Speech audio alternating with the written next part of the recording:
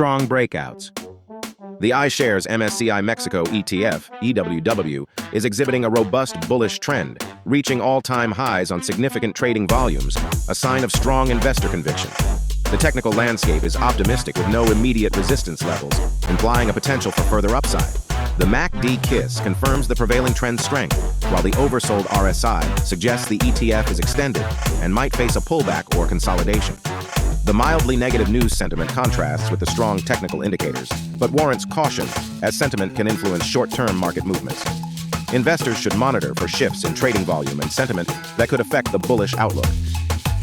Doximity Inc. shows potential with good volume and a pivotal resistance breach near. A breakout could fill the previous gap, signaling bullish strength. Watch for high volume to confirm, despite slight negative sentiment. The trend indicator suggests a positive shift. Monitor closely for a strong upward move. This analysis combines technical indicators and recent price action to provide an outlook. It is important to note that technical analysis is not a guarantee of future performance, and other factors not considered here may influence the stock's movement. Subscribe to Quant Sync Substack. This is not financial advice.